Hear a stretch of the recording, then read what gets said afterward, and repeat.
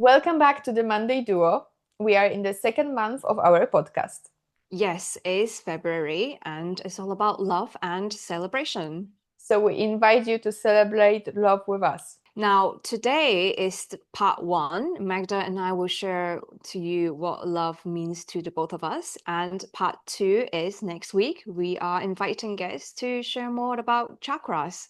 So stay tuned. And let's jump right into it. See, can you tell me what love means to you? Well, Magda, we're going deep already. Yeah, If you asked me this question last year, I'll probably tell you a different answer. And I think I will never be able to articulate as effective as I can right now compared to 1 year ago because of the passing of my mom. Unfortunately, it takes such a tragic event for me to learn more about myself and to learn what love means to me, especially in a form of giving and receiving love. Funny thing was, I was in Scotland for Christmas, so I met my non-Asian friends and family and my Asian friends and family as well. And it really triggers me that I learn love from them growing up as a kid. And there's such difference between how they express love and can how you they receive love as can you well.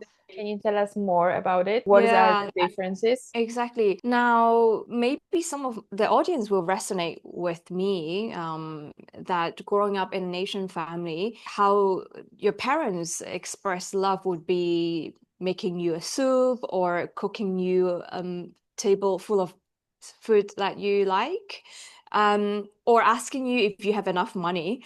That's nice.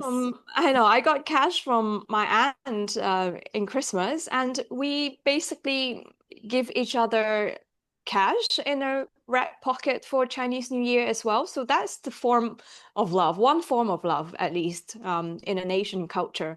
Now, when I interact with my Western friends and family, you might resonate for sure. It's more an expressive form of love, a lot of physical touch, hugging each other, and verbally as well, more expressive, saying, I love you, I miss you out loud. I think it's a cultural thing, but at the same is a generation thing. So I see how my parents and people at their age can express Yeah. love much more easier than the older generation, like my grandparents. And I think the younger generation just are much more free in expressing Mm, love, and they just, there's a lot of hugs, a lot of smiles. And remember when we were in Bali and we were just hugging each other, no matter yes, if we sweat or it's midnight or it's morning, wherever our true. mood was, we were just hugging each other. Yeah, yeah. The same for your yoga teacher training course, right? Because it's the same for me. Yeah, the same. And we were much more sweaty in our yoga True. teacher training. So it True. I doesn't was in matter at the Phuket and time. it was blazing hot, but there was a lot of physical touch and Yeah, a we were lot of embracing hugging. that. Yeah, a lot of telling you how you feel, a lot of speaking about emotions. And in Yeah, yoga teacher training, you are sometimes exhausted and feel sad all because the you are time. far away. Yeah, exhausted all the time, or I sad because know. you are far away from your friends and family. But at the same time, you have this new family, yoga family, for a while, for 3 weeks. And Yeah. I remember a lot of emotions, a lot of hugging, a lot of taking care of each other, more in this Western way than East way. That's true. Yeah, that's true. I would agree too. In my yoga teacher training, there is probably just a few of Asian students, and you can tell that they're more reserved, and the rest we're just hugging each other whenever we're even sweaty.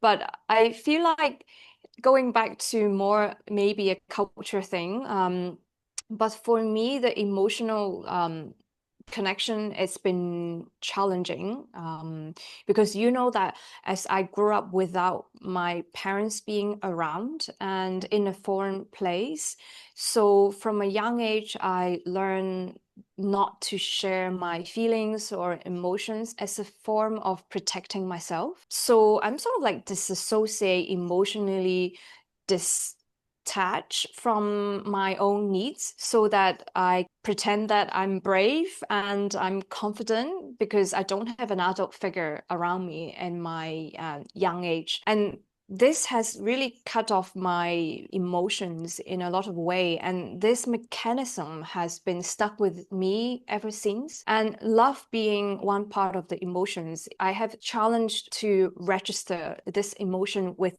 me. Plus, like I said, growing up with both Western and Asian culture, I was confused as a kid and a young adult what love means to me. Should I protect myself by not sharing my feelings or emotions so I Or don't should get be hurt? hugging everybody.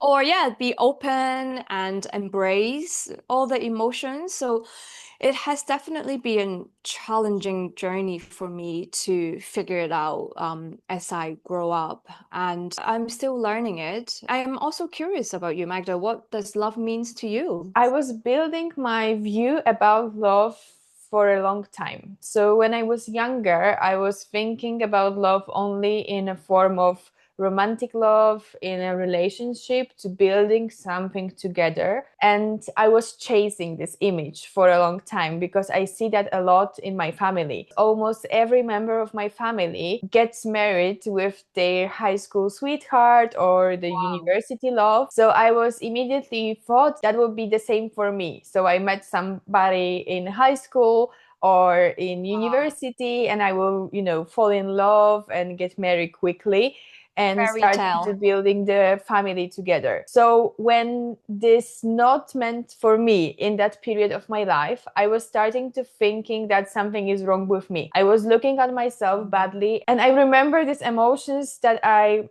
just abandoned my boundaries, tried to be for somebody. I remember that was really hard and I have a lot of good feeling for Sulmaja that Yeah. she handled that because I know how much I struggle in that period of time because I Yeah. tried to make people to love me, to see me, to be proud of me. I was not ready to be loved in that period. Hmm. When I started my spiritual journey, that's changed because I understand that I need to love myself first to be loved Yeah. because how can somebody love me if I'm not Mm. loving myself? I started to work on that. I tried to be good for myself, take care of myself, to love myself in this pure way, no Yeah. matter what, be there for me.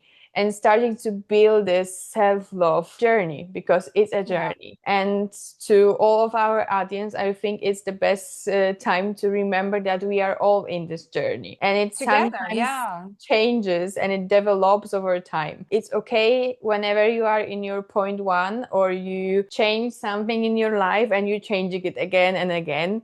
We are in a Yes. development process and that's okay. Yeah, I'm sure a lot of our audience are going through a similar phase, and maybe Magda, you can share with us what has helped you through this self-love journey. There's one moment that I think changed everything. So I was going for a workshops and they asked us to recollect about childhood memories.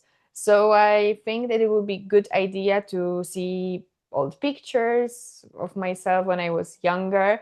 And I found a photo, and I know, see, you know that Yes, photo, I and saw this before. yeah, that's the photo. So Oh, I found the photo of really self love because as mini a Magda. child, yeah, we don't have any beliefs, any judgmental thoughts about ourselves. We just purely love ourselves as I love myself here in this picture, and I'm kissing myself in the mirror. So So cute. this photo, I framed it and it's in my apartment so I can look at it every day as a reminder Yes, that it's really yes, important to love yourself and kiss yourself in the mirror. Whenever I sometimes struggle with, I try to remember the feeling that I was feeling here. And you might say it's impossible to remember the feeling when you are 3, 2, 1 or something like that. I just do a briefing session with that image, and Yeah. I was feeling the emotions, how it Wow. feels to love yourself truly without any labels, without any distractions. And I really like that photo, and I'm looking at myself proudly because I can say it right now that I love myself, and I can look into the mirror and say I love you, and it's Yeah. truly purely, and it really comes from the bottom of my heart. Now that you share this story, I don't know if I told you before, but it reminds me of one of my hypnotherapy session that I did before. Basically, is to connect myself with my younger self, so as a child as well. And that session was really to connect myself with the child self of me and to find and feel love from the lens of a child.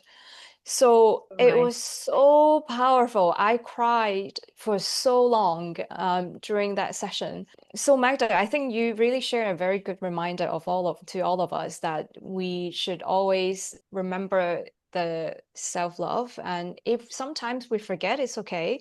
Just look into the mirror, look into your young self, and tell your young self that, I love you, I you're love you. okay, you're doing great, and to feel love again through your younger self. And I Yeah, love I'm that for proud of us. you.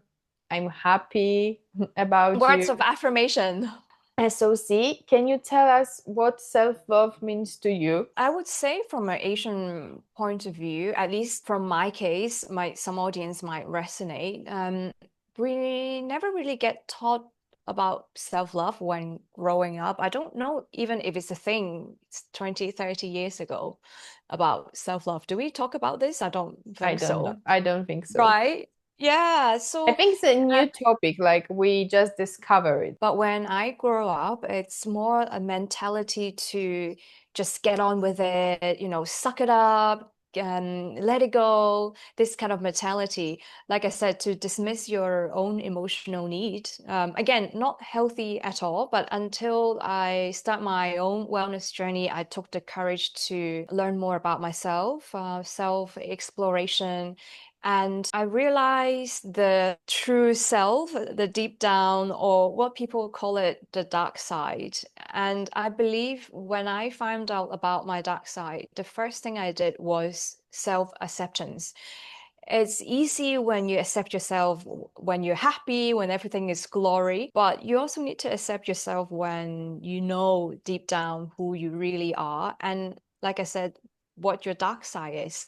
So I think recognizing everybody has flaw is very important. During this journey, one thing I learned and I want to share is definitely giving yourself grace, especially during hard time, because sometimes we're a bit too harsh on ourselves. No, I Yeah. think in We this, learned that to um, be really hard on yeah, I ourselves. think we're a bit hard on ourselves. So I learned to give grace to us.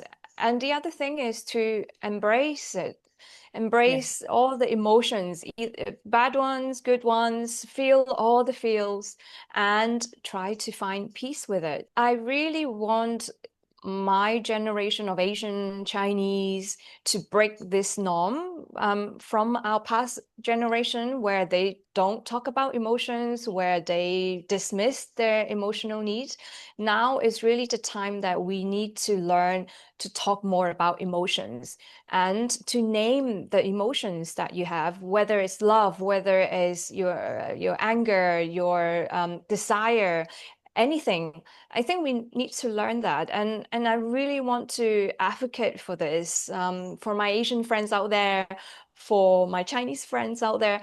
Talk about emotions and tell your partner, your family, your friends, your parents that you love them. It's hard to begin with, but again, baby steps. I That's what think, I'm learning too, yeah, honestly. I think like people around the world need to hear that, like talk about your emotions, feel your emotions, Yes. because Yeah. we sometimes struggle on that, really. So let it be a manifest to the whole world. Just let's keep it international. I agree. I agree. And Yeah. about international and about the around the world. I want to go back for a while to Bali because you tell me the story about the guru you met in Bali, and that love is not only about giving, it's about a receiving too. And Mm. it's a really, for me, it was really a tough concept to feel because I have a problems with receiving. I love Mm. giving and it's easy for That's me. true. But to receive even gifts or good words or love, it's much more harder. True, that's true. Yeah. So the guru, his name Galin Nagasenos from Bali. He is a sound alchemist. He also is an energy healer. Funny story.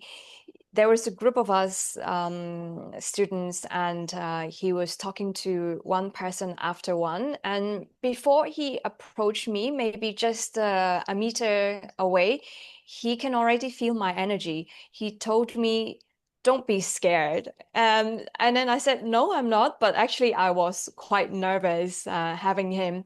And when he was sitting in front of me, so he put one hand on me without touching me. His wife was behind me, feeling my energy. The first thing he said, "You are smart, but your heart chakra is blocked." And that was the realization moment because it connects to what I already knew. And I shared my story before that from a young age, because of needing to protect myself, I never share about my emotions and feeling. And then this mechanism has stuck with me. So my heart chakra is blocked. So I wasn't able to register love in a way of giving and both receiving. So he shared some ideas. We had a quick dialogue, and he shared the idea of love is a form of giving as well as receiving. So in order to feel love, you first need to give love. So basically is to it's a hard concept for me to understand as well, but this helps the flow of energy. And basically, some of the simple things he, suggests me to do by giving love. If you see pets coming in, or if you see even walking past a tree, practice gratitude towards anything that surrounds you. I think that's really important. And once you master the skill of giving love, you will then be able to feel and receive love in return. And actually, one study I read recently, and I really want to share today, is um, in order to receive love the way you want, you need to learn to voice out what kind of love you want to be receiving. Talk. So Talk it's about right. emotions, talk about what you want in the relationship. Exactly, exactly. Talk. Because not everyone knows what kind of love you need, right? It could be, like you said, romantic love. It could be love from your parents. It could even be love from your friends. If you don't tell them what kind of love you need, how do they know how to share with you? So Yeah, I and really love the idea of this. yeah, I think we think that people that are close to us supposed to know how we want to receive love. They Exactly. supposed to know because they know us. And if you are not vocally about it, how do they know? Like they might have Absolutely. different perception of love, or maybe they don't need small things. They just need gestures, or they just need words, or they want to spend time together. There are Yes. different forms of expressing love. See, because you mentioned chakra topic, so I just want to give you a quick story about my breathwork training. Because in my breathwork training, we have one workshop, 7-day workshops about chakras. So each day we work with different chakras. And I remember it was really hard workshops. I remember we were exhausted at the end of the day. I And we can were imagine. laughing that, okay, tomorrow will be a rest day, it will be easy, but it wasn't. It was getting worse and worse. You know, Yeah. a lot of work, a lot of self-discover, but Emotions. sometimes you feel exhausted after that. So each day looked the same. So we started in the morning with the individual meditation, prepare to work. We were eating breakfast, and then we together join in the workshop area to work as a group on a different chakra. So we were sitting in a specific shapes that resonate with different chakras. We were wearing colors that resonate with different chakras. We were chanting different mantras to resonate with Mm. different chakras too. And yeah, so we were basically each day was about one chakra. And I remember heart chakra, it was really a ride because Yeah. before we entered the workshop area, our teacher prepared these shapes by himself. So we need to go to the workshop area whenever the shape is prepared. And in heart chakra, the shape couldn't fit. Like he couldn't put this in a shape he wants. So he was keep telling us, you need to wait, give me 10 minutes more, 5 minutes more, 15 minutes more. And we Wow. were sitting outside of the workshop area and we were seeing through the windows that the shape is not shaping. Like it's, we are sitting there for 30 minutes already and it's like Wow. not shaping. So we try to use humor because, when there are a lot of emotions, you sometimes use Yeah. humor to make it less uncomfortable. Serious. So we Yeah. start to laugh and have fun a little bit there. But after the shape is not building, I said, guys, because love is about waiting, it's not coming into you when you want it. Mm. And it's not easy to stay in this love vibe. Yeah. And it's immediately become a phrase of a day or even a phrase of a workshop because Wow. there were a lot of us to have such beliefs about love, that love is hard, that you need to wait for love, that it's hard to stay in this love bubble. And I Yes. remember it changed after these workshops. And I don't want to say that love should come easily, but I think it needs to be flowing. And of True. course, you need to put there your feelings, your commitment, because nothing happened without a commitment. Yeah. But when both people are committed to that, there need to be just a flow. I And that's agree. what I I've agree. learned on that workshops with the And heart chakra. and Magda, you are a breathwork specialist. So what are the practice or techniques that can enhance self-love? I recommend to everybody doing a breathing session with a self-love concept and with the concept of the dream relationship. And you can take a breathwork session in person or online. Give you a space to see what happened in your life that shapes you in this way of feeling love or being stuck in some things. It can help you to deal with your traumas and it Yeah. can help you to really feel how the self-love concept feels or how the dream relationship should feels, so it will be easier Mhm. for you try to manifest it if you don't have it in your life. To have some personal practice, I will suggest conscious breathing in meditation compare with the gratitude, because gratitude is so powerful and it opens our hearts to love and to receive and to give love. Can you tell us more? For me, conscious breathing means that you breathe with noticing your breath. Because in everyday life, we don't notice how we breathe, we just do it automatically. Sit in a place that is comfortable to you, close your eyes, and just notice your breath, how it is today. Is it fast or is it slow? Is it deep or is it shallow? Just noticing your breath makes you much more aware of your emotions and of your body Mm. and of your feelings. So you can meditate in that, understand and feel how the breath is today. And don't try to Mm. change it, just be with it how it is. If it's too fast or too stressful for you because you are in a stressful situation or after a hard day, just try to slow it down a little bit, but not too much. Don't try to change it. The breath Mm. is as it is for this day, and it's okay as it is. And then when you noticing how your breath is today, you can just place your hands on your heart and think about three things that you are grateful for.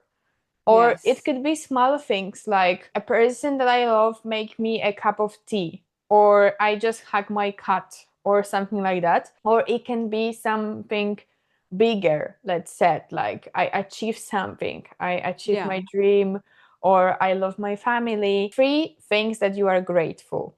If you practice this conscious breathing in this meditation state together with the gratitude, it can open your heart and you can be much more able to receive and give love. This is a very good reminder because Magda, I remember you volunteered for a breathing session to some of us in Yeah. Bali, and it was really powerful, the breath breath work that you conducted that session. I still remember, I think maybe all of us, we cried at the end. Yeah, that was really deep session. And when you Yeah, asked me, can you perform a breathwork session? I I was like, did. Yes, I yeah, asked you. yeah. We have a break, a lunch break, and I said, okay, let's use this 1 hour to dive a little bit more into breath. And I Yes, remember I was going around you because we were sitting in a circle, and like every person was like crying or feeling it was gratitude. deep. Yeah, Yes, it really invoked some of the deep emotions, yeah, I definitely, was and so it grateful helps. about that session, that you asked me and that I Yes, could perform it for you.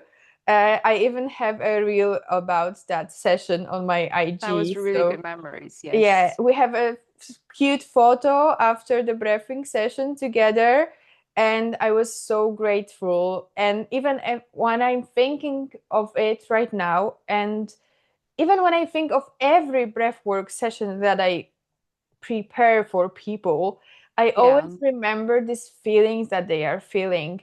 This they feel their emotions. They go closer to their true self. It's like it's so beautiful, and I'm so happy that I changed my journey in life, my professional journey, and right now I can help people in Yeah. going deeper into themselves. I always say, let's embark on a journey with me into yourself, as my Yes. company is Life Journey, because it's a journey. And I'm so grateful and so happy that I can be a space for people for that. We must not forget that love is about forgiveness too. See, you practice sound healing. Can you tell us how you can help your client with this too? Forgiveness is tough topic, but in terms of sound healing, so basically we talked about heart chakra, and it also helps to promote forgiveness. When it is blocked or when it's imbalanced, you may struggle with the feeling of resentment or ability to forgive. So with tools like singing bowls or gongs, when you play it, the frequency actually helps to resonate with the energy of the heart chakra. Not only just the sound, not only just the frequency, but the vibration itself also help to release emotional blockage. So then it will promote a sense of balance and harmony as well. But the same as breath work, if it's first time somebody wants to do it or our audience want to practice sound healing, it can also evoke emotions, both good ones or bad ones. So if it's the first time you do it, don't be surprised that some of your deepest memory will evoke when you do sound healing. So you might experience something deep, you might cry out loud. Some of my clients do experience that, but it exactly means that there are things that is unresolved inside your body, and it's stuck there, and it is something that you need to work on. This is the magic and the power of sound healing on your heart chakra, that it can help you to get that energy flowing and help you to again, baby steps in terms of forgiveness. Sometimes I also incorporate chanting into the sound healing session, depending on the needs from our client. So there is particular two. So one is YAM, YAM. So it's a seed sound for the heart chakra, and it can again the if you try to chant the word yam, Mhm. yam, Mm. like this, you can actually feel the vibration on your chest. And Yeah. this is exactly the vibration that associate with your heart chakra, with love and forgiveness. So I encourage you to try at home. Take a deep breath and chant the word yam, and you will feel that vibration in your chest. And the other chanting I also do as a mantra is Om Mani Padme Hum. Maybe you've heard of it, right, Magda? Yeah, it's a Tibetan Buddhism mantra. It also helps with your heart chakra. So it helps to cultivate a more compassionate heart, and it helps to enhance the energy in your heart chakra. So you would feel more compassionate, you will feel more empathetic towards each other. So it depends on the client, depends on the session. I would sometimes incorporate different mantra into the sound healing session. So Magda, how do you practice forgiveness? What are the first steps you would take? Forgiveness. That's a really broad topic because I think we think about forgiveness in the intellectual level. So I don't feel angry at this person anymore, so I forgive her.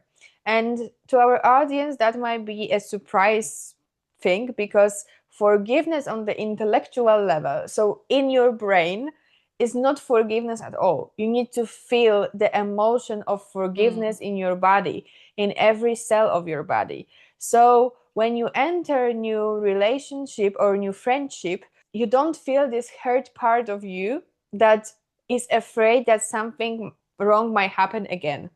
So to forgive truly on intellectual level, on your body level, in really in this deep level, is to go to new relationship or new friendship with an open heart, so that everything will happen as it is and there is no red flags hanging there or you are scared that something will go wrong. What I will recommend to our audience is to practice forgiveness through breathing sessions or mm. even in meditation, to feel really into every cell of your body that you forgive. Yeah, I always believe holding grudges or any negative feelings towards somebody is quite silly because you are the one who is suffering from this feeling, but the Yeah. other person that you are holding grudges at, he or she doesn't know. So he or she is still Yeah. living the life without knowing that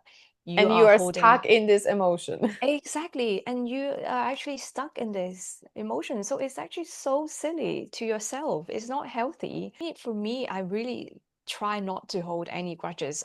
Well, I mean, my memory is not great, so I always forget about things. Maybe it's a gift, It's a but gift.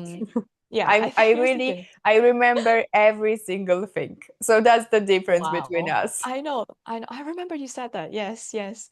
So, I mean, for me, I easily forgive people, and I don't hold grudges because I feel like it's silly for me. I don't have the energy to do that as well. That might be our final word for this episode. Try Yeah. not to be mad at each other and just forgive. Uh, Save your energy, Save your guys. energy, yeah, and self-love and all the topics that we touched today. That was a really deep one. That is true. I'm proud of ourselves, to be honest. Really, really proud of ourselves. And as we said at the beginning, that was a part one. So the part two will come next week and we'll have guests here. So you need to be here next Monday. Exactly. So if you haven't already, subscribe, leave us comment, tell us what you think about this episode, and share with your friends and family, and come back next Monday. Yeah. So see you next Monday. Bye.